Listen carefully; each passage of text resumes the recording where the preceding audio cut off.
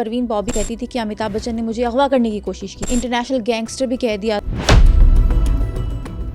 جس دور میں ہندوستان کی ہر عورت شلوار قمیض یا گھاگرا چولی میں ہوتی تھی، اس دور میں اس نے جین اور سکرٹ پہنی اور سرے عام سگریٹ پیتی تھی۔ تمام پروڈیوسر اور ڈائریکٹر خوش تھے کہ ایک بے باک اور بولڈ لڑکی آ گئی ہے، لہٰذا اس کو مجبور میں امیتابھ بچن کے ساتھ کاسٹ کر لیا گیا۔ امیتابھ بچن کے ساتھ عشق ان کے اتنا چلا، پروین بابی شادی سے پہلے جسمانی تعلق قائم کرنے میں کوئی آر محسوس نہیں کرتی تھی۔ یہ عشق بھی آخرکار ناکام ہو۔ جس دور میں ہر ہیروئن امیتابھ کے قریب ہونے کی کوشش کر رہی تھی، کتنے حیرت کی بات ہے کہ اس امیتابھ بچن سے یہ خوفزدہ تھی۔ اس کا یہ مجھے قتل کروانا چاہتا ہے، مجھے ایک جزیرے میں رکھا، پتنی کیا کیا کیا، اس کے غنڈے میرا پیچھا کرتے ہیں۔ امیتابھ بچن جو ہے یہ انٹرنیشنل گینگسٹر ہے۔ اس کو امیتابھ بچن سے خوف آ گیا اور پھر اس نے FIR درج کرا، کورٹ تک لے گئی۔ کورٹ نے امیتابھ بچن کو تو امیتابھ نے پروین بابی کے کیس کا کوئی جواب دیا تھا؟ پریس نے الٹا الزام لگایا پروین بابی پر کہ تو بکواس کر رہی ہے، تو غلط کر رہی ہے، کیونکہ امیتابھ کا ووٹ بینک بہت زیادہ تھا۔ اپنے فلیٹ میں چلے گئی، جب پولیس آئی تو اس نے دیکھا کہ زمین پر لاش پڑی تھی۔ آج میں آپ کو کہانی سنانے جا رہی ہوں بالی ووڈ کی ایکٹریس پروین بابی کی۔ پروین بابی نے آخر امیتابھ بچن کو انٹرنیشنل گینگسٹر کیوں کہا؟ پروین بابی نے یہ تک کہا کہ امیتابھ بچن نے انہیں اغوا کیا اور قتل کرنے کی کوشش کی۔ امیتابھ بچن نے پروین بابی کو ان کے کیس کا کیا ری ایکشن دیا، یہ سب کچھ ہمیں بتایا ہے ناصر ادیب صاحب نے۔ میرا ایم ایکٹرز اینڈ سپر سٹارز جو کہ ہمارے ایسٹ ہیں، ان کی لائف کو ڈاکیومنٹ کرنا ہے تاکہ آپ کبھی بھی ان کا کام نہ بھولیں اور ان کی لائف کو میں آپ کے سامنے رکھوں۔ میں بہت محنت اور تحقیق کے ساتھ آپ سب لوگوں کی خدمت میں ایکٹرز کی بایوگرافیز لے کر حاضر ہوتی ہوں، اور اگر آپ سمجھتے ہیں کہ میں آپ لوگوں کی زندگی میں کوئی ویلیویبل کنٹینٹ دے رہی ہوں یا آپ کو ہمارا پوڈ کاسٹ پسند آ رہا ہے تو ہمارے سنو پوڈ کاسٹ چینل کو سبسکرائب کرنا بالکل نہ بھولیے گا۔ السلام علیکم ناصر ادیب صاحب، کیا حال چال ہیں آپ کے؟ وعلیکم السلام ورحمۃ اللہ۔ میرے حال چال بالکل ٹھیک ہے، بس گلا میرا خراب ہے فلو کی وجہ سے۔ آج میں نے سوچا میں چھٹی کر لوں، پھر میں نے سوچا کہ کمٹمنٹ بھی کوئی چیز ہوتی ہے اور جو وعدہ کرنا اسے پورا کرنا پڑتا ہے۔ مجھے ایک بات کی کل بڑی داد ملی۔ کل جو میں نے پروگرام کیا تھا نا، اس میں ایک جملہ میں نے بولا تھا، زینت امان کی بات کر رہا ہوں، کہ اس نے بالکل ٹھیک کہا تھا، فحاشی عورت کے جسم میں نہیں ہوتی، مرد کی آنکھ میں ہوتی۔ اس جملے پہ بڑی داد ملی۔ آج ہم پروین بابی کے بارے میں آپ سے جاننا چاہیں گے، لیکن ایک کنٹروورسی تھی پروین بابی اور امیتابھ بچن کو لے کے کہ وہ بہت زیادہ خوفزدہ تھیں امیتابھ بچن سے، یہاں تک کہ انہوں نے انٹرنیشنل گینگسٹر بھی کہہ دیا تھا، کیونکہ وہ کہتی تھی کہ امیتابھ بچن نے مجھے اغوا کرنے کی کوشش کی۔ اس میں کوئی صداقت ہے؟ کیا سینیریو یہ؟ پروین بابی گجرات میں جوناگڑھ میں پیدا ہوئی، ایک مسلم گھرانے میں، اور ایک ایسی حویلی میں جس کے 52 کمرے تھے۔ اچھا، محل میں رہتی تھی وہ تو؟ جی، مطلب ہے یہ ایک شاہی خاندان تھا، یہ پٹھان فیملی تھی۔ بوبی یہ پٹھان فیملی، جیسے نیازی ہوتے ہیں، جیسے یوسف زئی ہوتے ہیں، بابی ہوتے ہیں، بابی کہہ لیں یا بوبی کہہ لیں، مطلب یہ ان کا نام کا ایسا قبیلے کا یہ بات تھی۔ ولی محمد خان بابی ان کے باپ تھے، جمال بختیں ان کی ماں تھی۔ ٹھیک ہے، ان ناموں سے آپ کو پتہ چل گیا ہوگا کہ یہ پشتون بھی تھے، پٹھان فیملی سے تھے، اور اعلیٰ فیملی تھی، لیکن گھرانہ متوسط تھا۔ 52 کمروں کی اس حویلی میں ایک باپ، ایک ماں اور ایک پروین بابی۔ تو وہ بچی جب ان 52 کمروں میں دائیں بائیں ادھر ادھر گھومتی تھی تو وہ کمرے اس کے لیے پراسرار سے ہو گئے، اور وہ پراسرار جیسے ایک بچہ جب کسی کمرے میں جاتا ہے صاف ظاہر وہ ادھر ادھر دیکھتا ہے تو اس کو کیا نظر آتا تھا؟ 52 کمرے صاف تو نہیں نہ ہو سکتے ہر روز۔ اب کسی کمرے میں گھسی ہوگی تو ایک دم دیکھو گا وہاں سے چوہا ادھر بھاگ گیا، کوئی چمگادڑ آ گیا، کوئی چھپکلی ادھر گئی۔ تو اس قسم کے منظر دیکھنے اس چیز نے اس کے دماغ پر ایفیکٹ کیا۔ یہ ذہن میں رکھے گا، یہ آگے چل کر میں آپ کو بتاؤں گا۔ اس کے دل میں ایک خوف بھی پیدا ہو گیا، اور مشہور یہ ہے ان کے بارے میں بات کہ ان کو وہاں مختلف آوازیں سنائی دیتی تھی، وہ مختلف روحوں کو دیکھتے تھیں اپنے قبیلے کے۔ اور آپ کو پتہ ہے کہ آپ لوگ طبی موت تو بہت کم مرتے ہیں، ڈس سے مرتے ہیں، ڈس سے۔ تو قبائل میں جو کوئی دشمنی ہوتی ہے تو اس دشمنی میں جب قبیلے کے لوگ مرتے ہیں تو وہ جب کوئی آدمی میں نے دیکھا ان آفیشیل تو نہیں کہتا، ان نیچرل طریقے سے یا ایسے طریقے سے جس میں ظلم کی اکثریت ہو کہ مثلا کسی آدمی کو ذبح کر دیا گیا ہو یا اس قسم کا، تو جس آدمی نے دیکھا ہو یا جس نے ذبح کیا ہو، مشہور ہے کہ وہ شخص اس کے خواب میں آتا ہے. کسی بے گناہ کو جب آپ قتل کرتے ہیں تو جب آپ سوتے ہیں نا تو وہ آپ کے خواب میں ضرور آتا ہے اور آپ کو یہ احساس دلاتا ہے کہ آپ نے مجھے کیوں قتل کیا. تو اس لڑکی کے ذہن میں یہ رکھیے ایک خوف بچپن سے پر اسرار چیزوں کا، اندیکھی چیزوں کا پیدا ہوا. اب چونکہ یہ اکیلی اولاد تھی، ایک ہی بچی تھی اپنے باپ کی، کوئی اس کے بہن بھائی وغیرہ نہیں تھے، تو اعلیٰ خاندان، آسودہ خاندان، پھر وہاں سے احمد آباد کالج سے گریجویشن میں انگلش میں گریجویشن بھی کی، اعلیٰ تعلیم یافتہ، اور حسب روایت جیسے ہوتا ہے آزاد خیال لڑکیاں ماڈلنگ میں آ کے شہرت حاصل کرنے کی کوشش کرتے، اس نے ماڈلنگ شروع کر دی. اب آزاد خیال لڑکی تھی، یہ جس مشن کو زینت امان نے آگے پہنچایا اس مشن کو شروع کیا تھا پروین بوبی نے. جس دور میں ہندوستان کی ہر عورت شلوار قمیض میں ہوتی تھی یا گھاگرا چولی میں ہوتی تھی یا ساڑیوں میں ہوتی یا تھی. ساڑی میں ہوتی تھی، اس دور میں اس نے جین اور اسکرٹ پہنی اور سرے عام سگریٹ پیتی تھی. تو اس سگریٹ پینے کی ایک چیز نے اس کو ہیروئن بھی بنایا. وہ ایک ڈائریکٹر تھے ہندوستان کے، بی آر اشارہ ان کا نام تھا. انہوں نے ایک فلم شروع کی، ایک کرکٹر تھے، بڑے مشہور بالر تھے، سلیم دورانی. آپ نے نام نہیں سنا ہوگا، کافی دیر پہلے کی بات ہے، یہ 70 اور 80 کی بات ہے. تو سلیم دورانی خوبصورت لڑکا تھا اور پٹھان تھا، اس کو لے کر اس نے فلم شروع کی. اس کو ہیروئن چاہیے تھی، ہیروئن اس کو مل نہیں رہی تھی، تو اس کو ہیروئن ذرا ماڈرن پہ باغ قسم کی چاہیے تھی. تو اس نے ایک دم دیکھا ایک محفل میں کہ یہ بیٹھی یار سگریٹ پی رہا ہے بڑی آزادی سے اور بڑے اعتماد سے، تو اس نے کہا یہی ہونی چاہیے. اس نے اس سے بات کی، یہ ہیروئن ہوگی. اس فلم کا نام تھا چرترا. وہ فلم تو ہوگی فیل، لیکن پروین بوبی کا جو سٹائل تھا آنے کا، بولنے کا، ڈریسنگ کا، اس نے ہندوستان کی تمام ہیروئنوں کو اس کے خلاف بھی کر دیا. پریس بھی بولا، لیکن اندر سے تمام پروڈیوسر اور ڈائریکٹر خوش تھے کہ ایک بے باک اور بولڈ لڑکی آ گئی ہے، اس کو استعمال کرو، اس کو کام لو. لہٰذا اس کو کام دیا.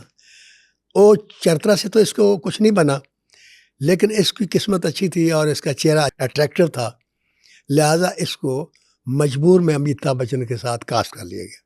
اچھا، مجبور فلم میں. مجبور فلم 1974 میں. اس فلم سے یہ ایک دم سٹار بن گئی، کیونکہ سٹار کے ساتھ لگی تو پھر سٹار بن گئی. اس کے بعد پھر اس نے پیچھے مڑ کے نہیں دیکھا جہاں تک فلموں کا تعلق ہے. اس کے بعد امیتابھ کے ساتھ اس نے دیوار بھی کی، اکبر انتھونی بھی کی، شان بھی کی، اور اس کے علاوہ ہر ایکٹر کے ساتھ اس نے کام کیا اور بے پناہ اچھا کام کیا. لیکن اب ہوتا کیا ہے کہ بے باک لڑکی، اور اس کے اندر ایک چیز ڈیولپ ہوگی، ایک خوف بھی تھا، اور جو ایک اور چیز وراثت میں لے کر پیدا ہوئی تھی وہ تھی انڈیپینڈنسی. باپ اس کا اکیلا، وہ ایک سردار تھا اپنی ماں کا اور بیٹی، اپنی بیوی اور بیٹی کا. وہ جو کہتا تھا وہی ہوتا تھا. تو اس نے وہیں سے سیکھا کہ اب میں اپنی جو زندگی جیوں گی، میں جو کہوں گی وہ ہوگا، اپنی شرائط پہ جیوں گی، اپنی حاکم خود ہوں گی. ہاں جی. اپنی شرائط پر جینے والی پروین بوبی نے ایک آدمی کو دیکھا، وہ ولن تھا، ڈینی اس کا نام تھا، بڑا قداور اور بڑی گمبھیر آواز تھی اس کی. اس سے اس کو عشق ہو گیا. یہ پہلا عشق تھا اس کا. وہ عشق ہوا اور وہ عشق پروان چڑھا، اور پھر وہ جلدی ہی ختم ہو گیا. کیوں؟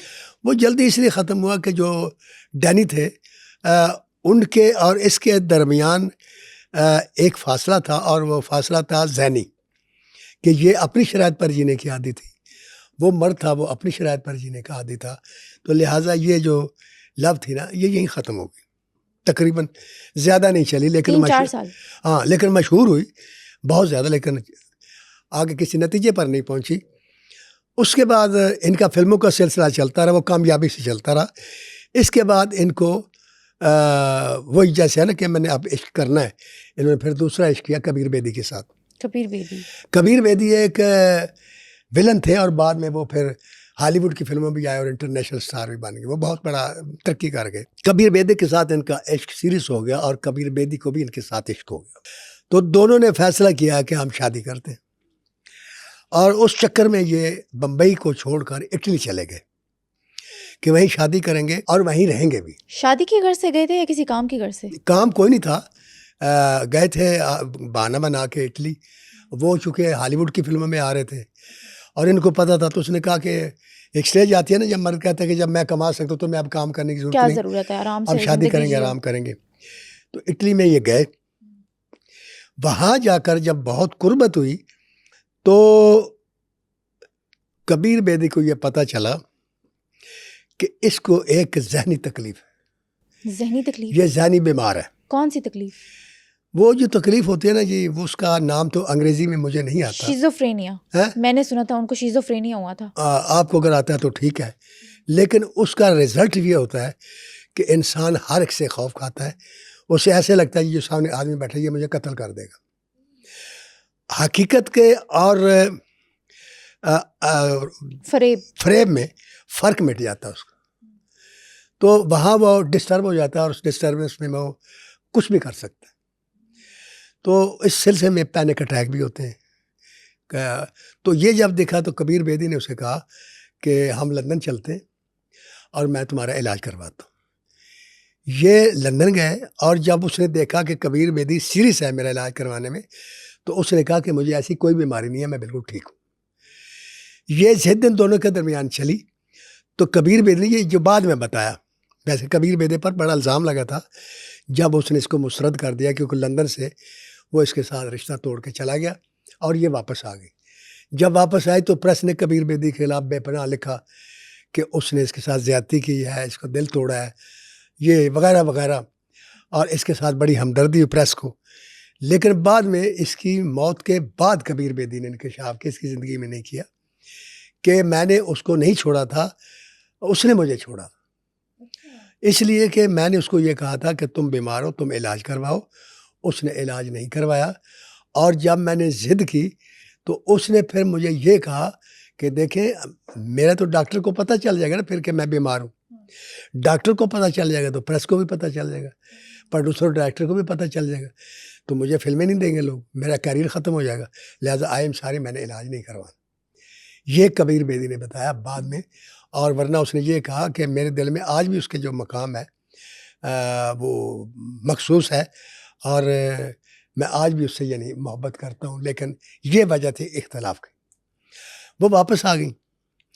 واپس آ کے اب 2 عشق ناکام ہوئے, 2 صدمے ہوئے. تو ان 2 صدموں کے بعد ان کے اندر جو چیز تھی وہ اندر والی, اور جو خوف زدہ تھی وہ اور ڈرنے لگی, کیونکہ ان کو بیماری بھی تھی, پھر بیماری بھی ساتھ ہو گئی. تو پھر ایک مشہور ہے کہ بڑے مشہور جوگی تھے, یوں کہہ لیں, اب ہمارے ہاں اس کو نجومی بھی کہہ سکتے ہیں یا پیر بھی کہہ سکتے ہیں, مرشد کہہ سکتے ہیں. وہ شری یوجی مورتھی ان کا نام تھا. ان سے ان کا رابطہ تھا. تو انہوں نے ان سے کہا کہ آپ فوری طور پر اس وقت فی الحال انڈسٹری چھوڑ کے تو باہر چلی جائیں. یہ انڈسٹری چھوڑ کے باہر چلی گئی, باہر گئیں, لیکن پھر ان کو چین نہیں آئی, یہ واپس آ گئی. واپس آئیں تو پھر مہیش بھٹ کے ساتھ ان کو عشق ہو گیا. مہیش بھٹ کے ساتھ عشق ہو گیا پروین بابی کو؟ پروین بابی کو, جبکہ مہیش بھٹ جو تھے وہ شادی شدہ تھے اور پوجا بھٹ بھی موجود تھی. بالکل ایسا ہی تھا. لیکن وہ مہیش بھٹ کا عشق ان کے ساتھ اتنا چلا اور مہیش بھٹ اتنا آگے بڑھ گئے کہ انہوں نے اپنی بیوی کو بھی چھوڑ دیا, پوجا بھٹ کو بھی چھوڑ دیا, اور ان کے ساتھ رہنے لگے. ان کے ساتھ رہنے لگ گئے, ان کے ساتھ رہنے لگے, کیونکہ ان کا عروج تھا اور وہ بطور فلم ساز ناکام ہو چکے تھے. مہیش بھٹ ناکام ہو چکے تھے. پھر جب ان کے فلیٹ میں آئے تو پھر یہاں انہوں نے بیٹھ کے اس نے اگلے پلان کیا اور اس نے فلم ارتھ شروع کی. ارتھ فلم سے بوبی کو بھی بے پناہ شہرت ملی اور مہیش بھٹ بھی دوبارہ سے ہٹ ہو گئے. لیکن پھر وہی بات آ گئی کہ یہ عشق بھی آخر کار ناکام ہو گیا. اس بنیاد پہ کہ ان کو کوئی ذہنی مسئلہ تھا, کہ وہ بھی اس کی اس ذہنی جو حالت تھی, کیونکہ وہ اب صاف ظاہر ہے اس قسم کی حالت کا پتہ اس آدمی کو چلتا ہے جس کے ساتھ آپ تنہائی میں ملتی ہے اور گزارا کرتے ہیں, کیونکہ محفل میں تو آدمی اپنے آپ کو کنٹرول کر لیتا ہے نا. تو اب جب تنہائی میں کسی سے ملتا ہے اور خاص طور سے جس سے پیار کرتا ہو تو وہاں ہر بات شیئر کرتا ہے, اور وہاں ہر قسم کے سینٹیمنٹس اور جذبات سامنے بھی آ جاتے ہیں. تو اس کا جو میں سمجھتا ہوں کہ اس قسم کا آدمی جو ہے ایک دم پیچھے بھی ہٹتا ہے، ایک دم غصے بھی ہو جاتا ہے، ایک دم اپنا لہجہ بدلتا ہے، ایک دم اپنی آنکھیں بدلتا ہے. تو اس بات سے مہیش بھٹ کو یہ خبر پہلے بھی گردش کر رہی تھی کہ یہ ذہنی طور پر اس کو تکلیف ہے. تو حالانکہ کبیر بیدی نے اس وقت یہ انکشاف نہیں کیا تھا، صرف اس لیے کہ اس کا کیریئر تباہ نہ ہو جائے. تباہ نہ ہو، میرے اوپر الزام نہ لگے. تو مہیش بھٹ جو تھے وہ بھی آخرکار الگ ہو گئے. اور مہیش بھٹ کا الگ ہونا، کبیر بیدی کا الگ ہونا اور ڈینی کا الگ ہونا، اس کی وجہ ڈینی جو مرضی بتائے، کبیر بیدی جو مرضی بتائے، مہیش بھٹ جو مرضی بولے، میں ان کا ساتھ نہیں دے سکتا. جیسے میں نے آپ سے کہا تھا کہ مجھے زینت امان کی وہ بات بہت اچھی لگی کہ اس نے کہا کہ میرے جسم میں کہیں فحاشی نہیں ہے، اور میں سمجھ گیا کہ اس نے مردوں پر طنز کیا کہ فحاشی تمہاری آنکھوں میں ہے.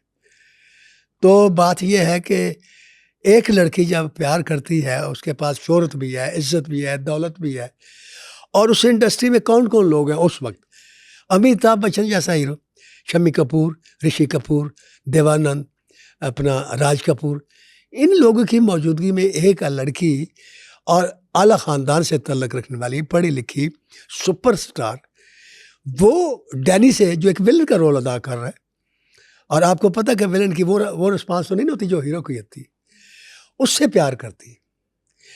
تو میں یہ ماننے کے لیے تیار ہی نہیں ہوں کہ اس کی طرف سے کوئی غلطی تھی.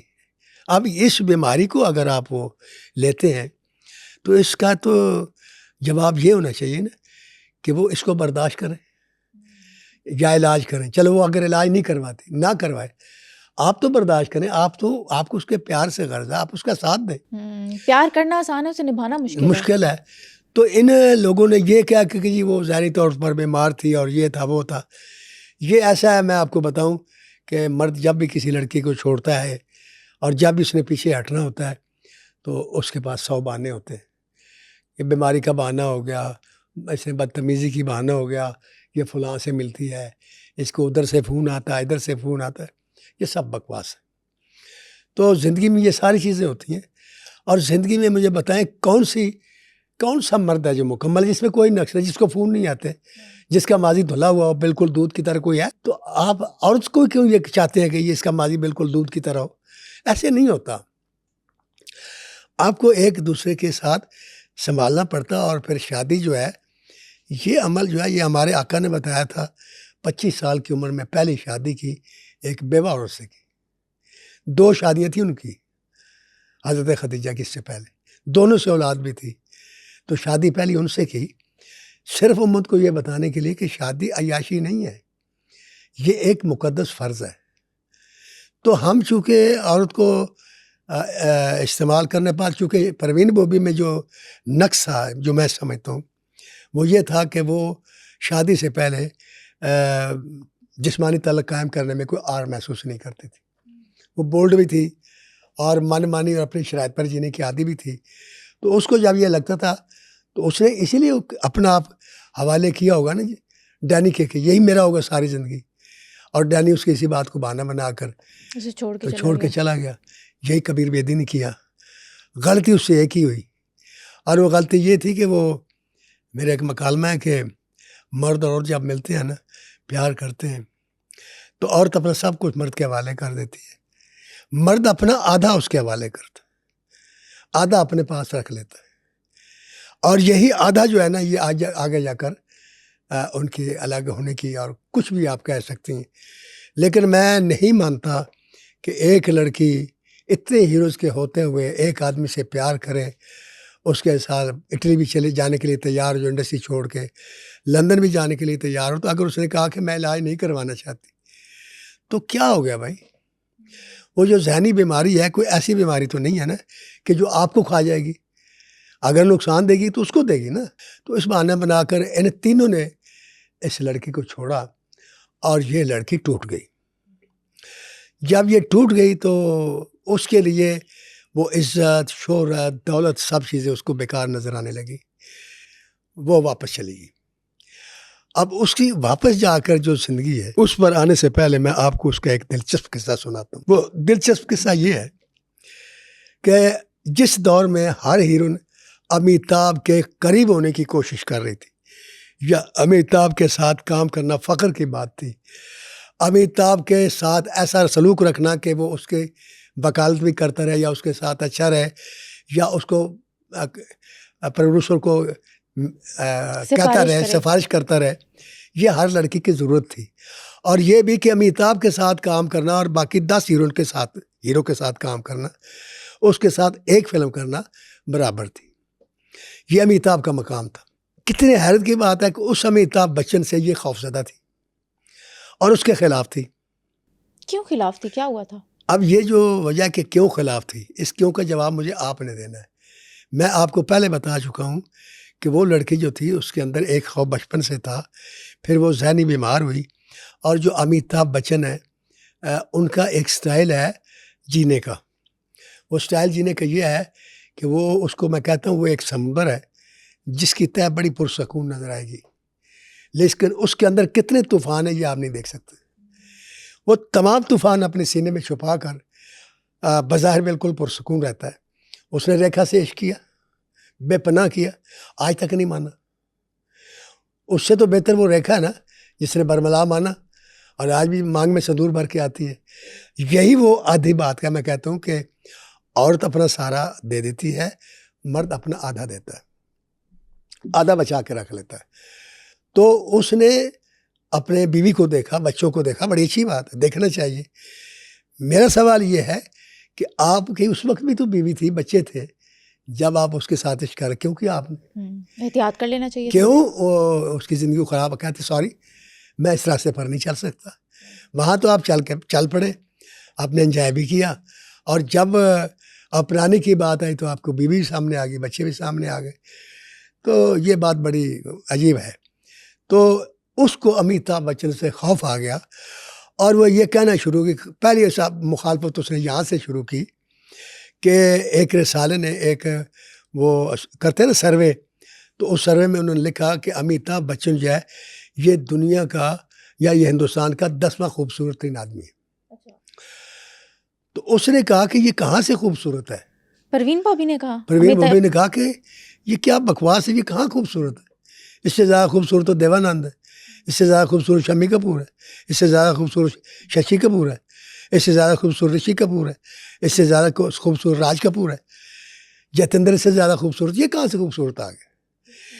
یہ اس نے پہلا حملہ کیا امیتابھ بچن کی ذات پر. اچھا, امیتابھ بچن جو تھے حسب معمول پرسکون رہے, ان کے اندر جو طوفان تھا وہ ہوگا, لیکن اس نے ظاہر نہیں ہونے دیا. لیکن پروین بوبی جو تھی اس کو یہ بات بھی کھلی کہ میں نے اتنا کچھ کیا تھی, آگے سے بولا کیوں نہیں, کوئی رد عمل کیوں نہیں آیا, کیوں نہیں رد عمل آیا. یہ بھی اس نے اپنی انسلٹ فیل کی. تو اس نے پھر محفل میں یہ کہنا شروع کر دیا کہ یہ امیتابھ بچن جو ہے یہ مجھے قتل کروانا چاہتا ہے. ایسا سچ میں تھا؟ ایسے یہ بعد میں آتا ہوں. اس نے کہا یہ مجھے قتل کروانا چاہتا ہے, یہاں تک کہا کہ اس کے غنڈے میرا پیچھا کرتے ہیں. اور پھر اس نے تنگ آ کر آخر FIR درج کرا دی, اور اس FIR میں اس نے لکھوایا کہ اس کے غنڈوں نے مجھے اغوا کیا, مجھے ایک جزیرے میں رکھا, اور جزیرے میں رکھ کر پتہ نہیں کیا کیا, جو بھی الزام لگا سکتی تھی وہ لگائی. وہ جناب کیس درج ہوا, کورٹ میں کیس چلا گیا, کورٹ تک لے گئی, کورٹ تک لے گئی. کورٹ میں جیسے لے گئی کیس تو کورٹ نے امیتابھ بچن کو کلین چٹ دے دی, کیونکہ کورٹ کے سامنے یہ حقیقت رکھی گئی کہ اس کو وہی جو آپ کیا نام شیزوفرینیا کی بیماری ہے, کہ اس کو یہ بیماری ہے, اور اس کے سے جو بیمار شخص ہے, جیسے میں نے آپ کو پہلے کہا کہ یہ وہ بیماری ہے جس بیماری میں انسان ایک دم خوفزدہ ہو جاتا ہے کہ یہ سامنے والا آدمی مجھے مرڈر کر دے گا.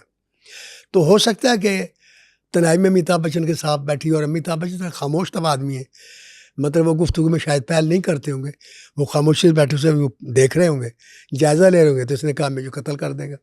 وہ بیماری نے اٹیک کیا, وہ بڑھتی پھر کورٹ تک چلی گئی بات.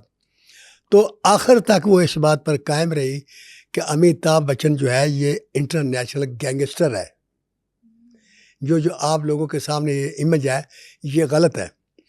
پھر اس کو دنیا کے اندر بہترین جو ہے اور خوبصورت ترین آدمی یا شخصیت یا ہیرو یا آرٹسٹ جب ماننے کی بات ہوئی تو پھر اس نے مخالفت کی, اور اس نے کہا کہ جس دور میں ایلوس پریسلے زندہ ہے, لارس اولیور زندہ ہے, مائیکل جیکسن زندہ ہے, مارلن برانڈو زندہ ہے، یہ کہاں سے آ گئے؟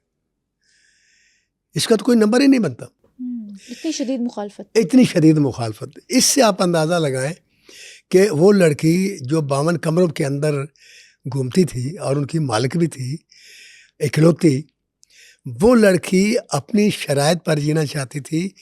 اور میں سمجھتا ہوں اس کا بار بار یہ الزام لگانے کا مطلب یہ تھا کہ امیتابھ بچن ساری کرے، کہ مان جائے کہ ہاں میں نے غلطی کی، ہے، معذرت کر لے. لیکن چونکہ ایسی بات نہیں تو اس نے معذرت نہیں کی. جب اس کی معذرت نہیں کی تو اس کی جو مخالفت تھی اور اس کے خلاف جو بات تھی وہ بڑھتی چلی گئی اور بڑھتے بڑھتے کورٹ تک چلی گئی. اب پروین بوبی کو جو چیز چاہیے تھی وہ چیز ہے جو انٹرنیشنل چیز ہے، جو ہر عورت کو چاہیے ہوتی ہے، اور وہی چیز نہیں ملتی. کیا چیز؟ وہ میں نے دیکھا، وجنتی مالا کو بھی میں نے دیکھا، آپ کے سامنے پوڈ کاسٹ کی تھی، زینت امان پر ہم نے کی تھی، پھر ریکھا پر ہم نے کی تھی. یہ 3 نامور خاتون ہیں، چوتھی یہ ہو گئی. آپ دیکھیں ریکھا ہو گئی، وجنتی مالا ہو گئی اور زینت امان ہو گئی. ان کے پاس کیا نہیں ہے؟ پیسہ بھی ہے، شہرت بھی ہے، دولت عزت بھی ہے، مقام بھی ہے، جہاں جاتی ہے پروٹوکول بھی ملتا ہے. ملتا کیا نہیں؟ پیار نہیں ملتا، توجہ، وہ کندھا نہیں ملتا جس پر اپنا سمجھ کے رو سکے، وہ بازو نہیں ملتے جن بازو کے گھیرے میں آ کر وہ ساری دنیا سے اپنے آپ کو محفوظ سمجھ لے، اور وہ احساس نہیں ملتا جو ان کو یہ بات بتائے کہ یہ جو شخص ہے یہ ساری دنیا کی عورتوں سے زیادہ مجھے پیار کرتا ہے. اس چیز کی جو خلش ہے وہ ہر دوسری عورت اپنے دل میں لے کر دنیا میں جی رہی ہیں. عورت کو اللہ تعالیٰ نے برداشت بھی بہت دی ہے، بے پناہ. تو اس برداشت کی وجہ سے عورت یہ برداشت کر لیتی. اس کا اندازہ یہاں سے لگا لیں کہ مرد حضرات جو ہیں وہ شادی شدہ بھی ہوتے ہیں اور پتہ چلتا جی ہیرا منڈی گیا تھا گانا سننے، یا فلاں عورت کے ساتھ اس کے تعلقات ہیں. شوہر جب واپس آتا ہے تو اس کی آنکھوں میں آنسو ہوتے ہیں، لیکن دروازہ کھولتی ہے، کھانا بھی دیتی ہے، بیڈ بھی لگا دیتی ہے. زیادہ سے زیادہ کیا کرتی ہے کہ لائٹ آف کر کے اپنے کمرے میں چلی جاتی ہے اور تکیے کے اندر منہ دے کر رونا شروع کر دیتی ہے. یہ نہیں کرے گی کہ اس کو مارنا شروع کر دے گی یا کچھ بھی، اس کو برداشت کر جاتی ہے. اور پھر ایک سٹیج آتی ہے، فرض کرو کہ 5 مہینے 6 مہینے وہ ادھر ادھر عورتوں میں گھومتا رہا مرد، اور پھر وہ ایک دن آیا اور اس نے پاؤں میں بیٹھ کر کہا کہ مجھے معاف کر دو، میرے سے غلطی ہو گئی، میں آئندہ نہیں کروں، اور وہ سینے سے لگا لیتی. معاف کر دیتی. ہوتا ہے نا، ہوتا ہے. مجھے دنیا کا وہ مرد دکھا دے جس کی عورت اس کے سامنے کسی غیر مرد کے ساتھ جاتی ہو، ٹھیک ہے، اور راتیں وہاں رہتی ہو، اور پھر وہ گھر آئے تو خاوند اس کے لیے دروازہ کھول دے. صحیح کہہ رہے ہیں. گولی مارنا، قتل کر دینا، تھپڑ مارنا، گھسیٹنا، گھر سے باہر پھینک دینا، ذلیل کرنا، اور آخرکار طلاق دے کر گھر، اگر بڑی کو مہربانی کریں گے طلاق دے کے گھر سے نکال دیں گے. یہ جو ڈفرینس ہے نا، اور یہ چیز یہ بڑی خطرناک ہے. اور یہی وہ چیز ہے جس چیز سے تنگ آ کر آج کی عورت باغی ہوئی اور اسے وہ مطالبہ کیا جو نہیں کرنا چاہیے. مثلا آپ نے سنا ہوگا کہ ہمارے ملک میں ایک چند مہینے پہلے، 2 سال پہلے یا سال پہلے، آئی ڈونٹ نو، میرا جسم میری مرضی کے ایک نعرہ لگا. میری جسم اور میری مرضی صرف لفظ بدل دیں تو عورت جب اپنا برابری کا حقوق مانگتی ہے تو وہ یہی ہوتا ہے. صرف یہ لفظ غلط تھے، میرا جسم میری مرضی نعرہ غلط تھا. مطالبہ یہ کہ بھائی ہماری شادی ہماری مرضی سے ہونی چاہیے، بالکل ٹھیک ہے. یہ تو ہر مذہب مانتا ہے کہ لڑکی کی اگر مرضی نہیں ہے آپ اس کی شادی نہیں کر سکتے. اور اگر کسی باپ نے مجبور ہو کر کر دی یا کسی لڑکی نے مجبور ہو کر کر لی تو اس کو ایشو نہ بنائیں، کیونکہ ایکسیپشنل کیس ہر جگہ دنیا میں ہوتے ہیں. بالکل ہوتے ہیں. تو لیکن اس کو ایشو بنایا گیا، اور ایشو بنا کر اصل میں اس کے پیچھے ایک پوری ہسٹری ہے. اگر آپ دیکھیں تو عورت کا یہ استحصال جو ہے یہ شروع سے ہوتا رہا ہے. تو اس ظلم کو دیکھ کر، جبر کو دیکھ کر، وقت کے ساتھ ساتھ عورت کا ذہن جو وہ بپھرتا رہا اور وہ باغی ہوتی رہی، اور پھر یہاں تک آ گئی کہ اس نے کہا میرا جسم میری مرضی، اور سڑکوں پہ اور گالیاں اور بکواس یہ بہت غلط ہے. اور ہندوستان جیسے سیکولر ملک میں جہاں ہر قسم کی آزادی ہے, آپ دیکھیں وہاں بھی عورت کا استحصال ہوتا ہے. آپ ہندوستان کی, میں نے جتنی لڑکیوں کی آپ کے سامنے کہانیاں رکھی ہیں, مجھے ایک بتا دیں کہ جس کا عشق جو ہے یا شادی جو ہے وہ پروان چڑھی ہو. پروین بابی کے ساتھ بھی یہی کچھ ہوا. یہی ہوا.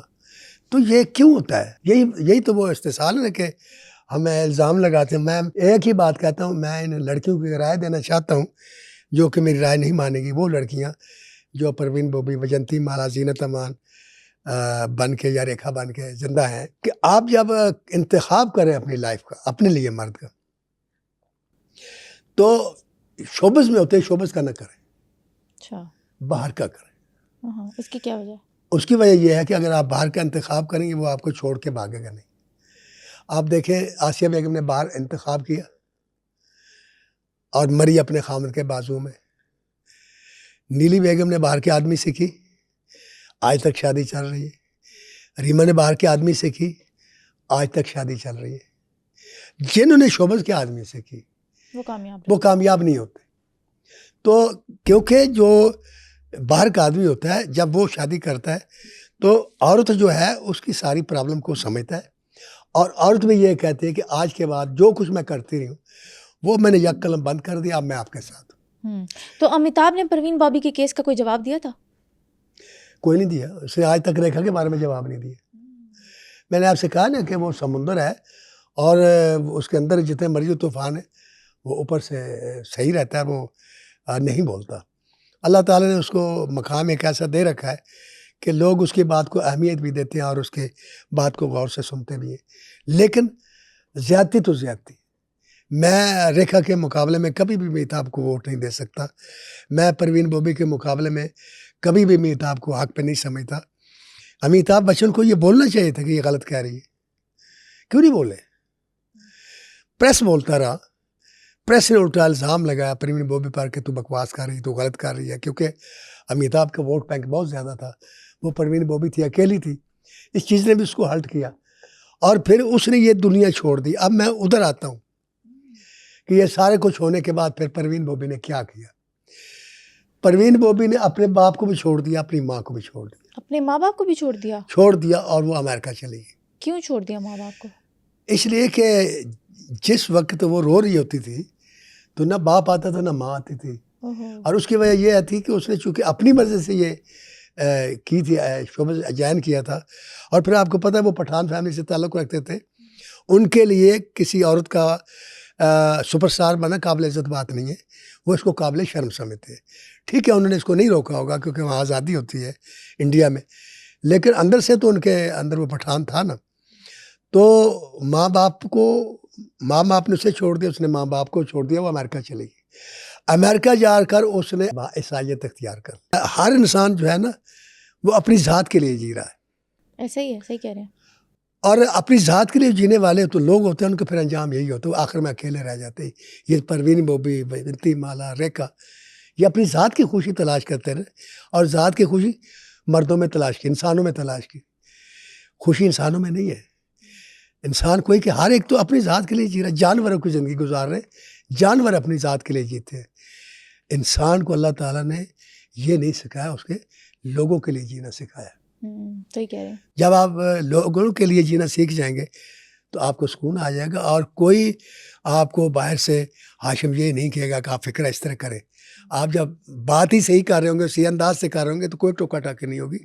ٹوکا ٹاکی وہاں ہوگی جب ہم غلط بات کرتے ہیں یا غلط طریقے سے کرتے ہیں. ڈیتھ ان کی ایسے ہی ہوئی تھی جیسے ایسے لوگوں کی اللہ معاف کرے ہوتی ہے کہ یہ اپنے فلیٹ میں آگے واپس آ گئی. تو واپس آ گئی تو کسی نے ان کو منہ نہیں لگایا, نہ گھر والوں نے, نہ پریس والوں نے, نہ فلم والوں نے, نہ ڈائریکٹروں نے, نہ عاشقوں نے, نہ فینوں نے جو فین تھے. تو اب اس عالم میں اس لڑکی کا جو اپنی مرضی سے زندگی جینے کی عادی ہے, اس کا کیا حال ہو سکتا ہے, آپ سوچ سکتی ہیں. تو دروازہ اس نے بند کر دیا, اپنے فلیٹ میں چلی گئی. اس فلیٹ میں اس نے کیا کیا نہیں پتہ. اگلے دن وہ جو دودھ دینے والے آئے تھے, انہوں نے دروازہ کھٹکھڑایا, بند تھا. دوسرے دن کسی ساتھی نے کھڑا, دوسرے دن بھی بند تھا. تیسرے دن جب بند دیکھا تو پولیس بلائی گئی. جب پولیس آئی تو اس نے دیکھا کہ زمین پر لاش پڑی تھی. Oh my God. اب زمین پر لاش پڑے ہونے کا معنی کتنی اذیت ہوئی ہوگی مرتے ہوئے اس کو. سوتا تو بندہ بیڈ پر ہے نا, بیڈ پر لیٹی ہوگی نا, اب بیڈ پر تکلیف ہوئی ہوگی, جو بھی تکلیف ہے, ہارٹ اٹیک ہوا, شوگر لو ہو گئی, یا جو کچھ بھی, یا دورہ پڑا, چیخی بھی ہوگی, چلائی بھی ہوگی, ادھر بھی ہوگی, ادھر بھی گئی ہوگی, دروازے کی طرف, لیکن اکیلی تھی گھر میں, اکیلی تھی, اوہو. اور آخر کار زمین پر گر گئی اور مر گئی. تو یہ اس کا انجام تھا. اور نہ کوئی پریس والا آیا, نہ اس کے گھر والے آئے, نہ کوئی باقی لوگ آئے, وہی 3 آدمی آئے جن سے اس نے عشق کیا تھا. یہ بھی میں کہتا ہوں کہ انہوں نے آخری بڑا اچھا کام کیا. ڈینی بھی آئے, کبیر بیدی بھی آئے, مہیش بھٹ بھی آئے, اور آخری رسومات انہوں نے ادا کی. گھر والوں نے ادا نہیں کی؟ نہیں کی, انہوں نے اون ہی نہیں کیا, کیونکہ ایک تو اس نے کام ایسے کیا, دوسرا مذہب بدل گئی, تو انہوں نے اون نہیں کیا. تو ان 3 آدمیوں نے اس کو آخری رسومات کی. اب یہ مجھے نہیں پتا, کیونکہ کرسچین ہو گئی تھیں, مسلمان بھی تھیں, جلایا تو نہیں ہوگا, دفنایا ہوگا. بہرحال وہ یہ 3 آدمی تھے جن نے یوں کہہ لیں کہ حق محبت تھوڑا سا ادا کیا جاتے جاتے. لیکن یہ عبرت ہے ہر اس عورت کے لیے جو محبت میں اپنا سب کچھ کھو دیتی ہے. میری ایک ہی نصیحت ہے میرے پیارے سامعین اور میرے معزز ناظرین, اپنی دیس کی بچیوں کے لیے, کہ محبت فطری جذبہ ہے, کریں, لیکن ہر چیز کی ایک حد ہے, اور ہر چیز کی اس حد سے آگے نہیں بڑھنا چاہیے. اللہ نے بھی اگر کہا ہے نا نماز میں سبحان ربی الاعلیٰ, تو 3 دفعہ کہا کہ 3 دفعہ کہو, اس کو 8 دفعہ کہنے کی کوشش نہ کرو. محبت کرو. محبت کیا ہوتی ہے؟ پسند. اچھا کوئی لڑکا لگا, پسند ہے, اپنی ماں سے شیئر کریں, رشتہ کریں, وہ اس کو تفتیش کریں, شادی کر لو, تمہارا حق ہے. لیکن خدا کے لیے یہ باہر جا کر ملنا, مرد کے اوپر اتنا اعتماد کرنا, یاد رکھیں کہ مرد ایک بچھو ہے, اس کو اپنی ہتھیلی پر لینے کی کوشش نہ کریں, یہ ڈنگ مارتا ہی رہتا.